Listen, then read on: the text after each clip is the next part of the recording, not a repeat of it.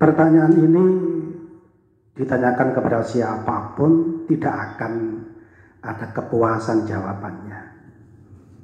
Jadi dua pertanyaan ini, kalau yang bertanya itu bukan orang yang merasakan, tidak akan ada kepuasan jawabannya. Kenapa? Karena yang bertanya bukan ahlinya. Jadi yang mau menjawab kadang bukan ahlinya, yang bertanya juga bukan ahlinya, maka gak akan menemukan titik terang. Gak akan menemukan titik terang. Tapi kalau yang bertanya itu ahlinya, kemudian bertanya kepada orang yang ahlinya, maka akan menemukan titik terang. Pertanyaan apa itu? Yang pertama, pertanyaan tentang kapan terjadinya hari kiamat. Pertanyaan ini bukan hanya sekarang, mulai zaman Rasulullah dulu. Para sahabat sudah menanyakan, yas'alunaka 'anis sa'ah ayyana mursaha. Sahabat bertanya kepadamu, wahai Muhammad, kapan terjadinya hari kiamat? Apa jawaban Rasulullah? Apa jawaban Allah dalam Al-Quran? Kul innama ilmuha inda rabbi la yujalliha liwaqtiha illahu. Katakan Muhammad kepada para sahabat, yang mengetahui waktunya hanyalah Allah. Hanyalah Tuhanku Allah yang mengetahui persis waktunya kapan terjadi kiamat. Maka pertanyaan ini ditanyakan kepada siapapun gak ada menemukan jawaban. Karena ini memang hak prerogatif Allah, karena ini adalah rahasia Allah. Sehingga para ulama bersepakat bahwa kiamat itu ada dua. Kiamat sughra, kiamat kecil, dan kiamat kubro, yaitu kiamat besar. Untuk kiamat sughra, para ulama menjelaskan kapan itu terjadi sangat mudah kita ketahui. Kapan kiamat sughra terjadi? Ketika ada anak durhaka kepada orang tua, maka waktu itulah kiamat sughra terjadi. Kiamat kecil terjadi. Ketika ada santri melawan gurunya, maka waktu itulah kiamat sughra terjadi. Ketika ada istri yang melawan pada suaminya, maka waktu itulah kiamat sughra terjadi. Jadi kita hanya bisa mengetahui kapan terjadi kiamat sughra. Untuk kiamat kubro kita tidak bisa mengetahui kapan itu terjadi. Karena itu hak prerogatif Allah, karena itu adalah rahasia Allah. Jadi pertanyaan pertama adalah kapan terjadinya kiamat, tidak akan ada jawaban yang memuaskan. Yang kedua, di mana Allah itu berada?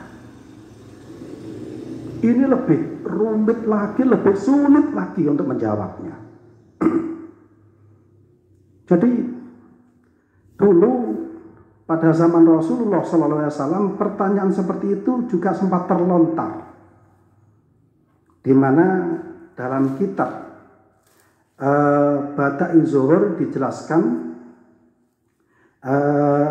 salah satu hadis yang diriwayatkan oleh Imam Ahmad an Amir al-Uqaili radhiyallahu anhu annahu qala. Waktu itu Amir al-Uqaili bertanya kepada Rasulullah SAW begini, ya Rasulullah, aina kana rabbuna qabla yakhluqas samawati wal arda. Wahai Rasulullah, di mana Tuhan kita berada sebelum terciptanya langit dan bumi?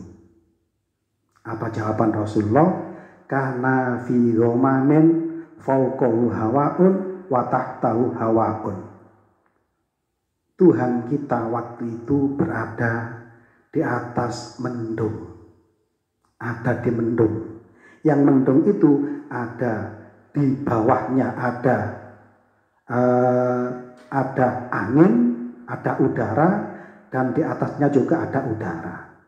Itu kan semuanya kan hanya merupakan isyarah saja, hanya kinayah saja. Apakah mungkin Allah bertempat? Tidak mungkin. Apakah mungkin Tuhan punya tempat? Tidak mungkin.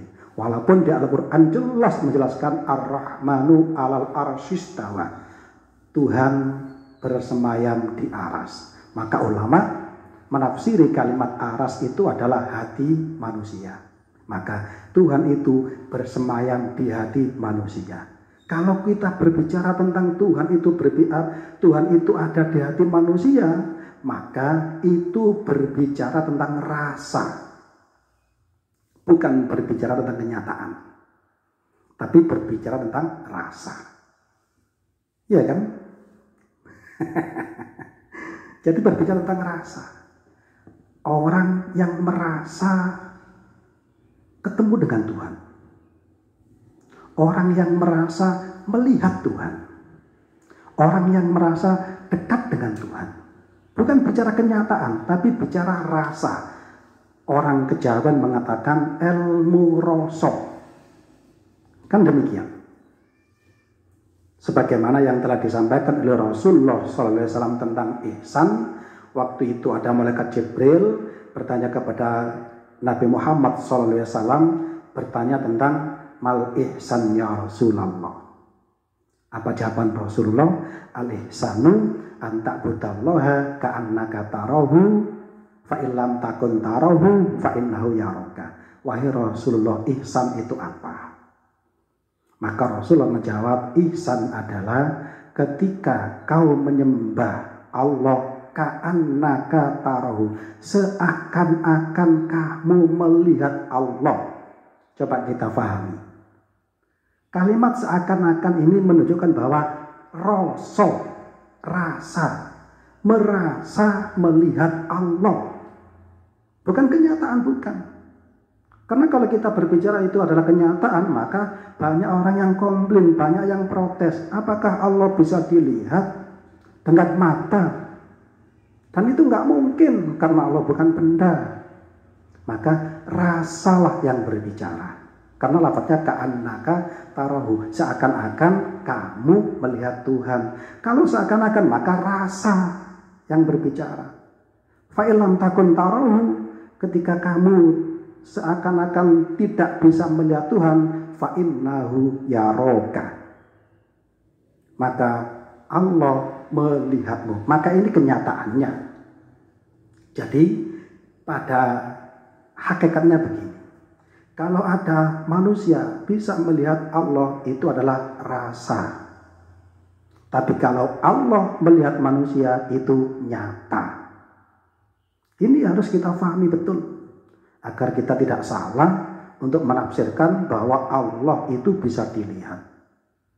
Tidak ada satu ulama pun yang mengatakan bahwa Allah itu bisa dilihat dengan mata. Tapi kalau dengan rasa, carilah Tuhanmu di hatimu. Kalau dirasa, kalau dicari dengan rasa, carilah Tuhanmu dengan menenangkan jiwamu. Carilah Tuhanmu dengan menenangkan hatimu. Carilah Tuhanmu dengan menenteramkan hatimu. Maka carilah Tuhanmu di hatimu. Insya Allah kita akan merasakan kedekatan hati kita dengan Tuhan. Insya Allah kita akan merasakan bahwa kita telah melihat Tuhan. Insya Allah kita akan merasakan bahwa Tuhan ada di hati kita. Jadi saya ulangi sekali lagi, kalau melihat Tuhan itu adalah rasa. Tapi kalau Tuhan melihat manusia, itu adalah nyata.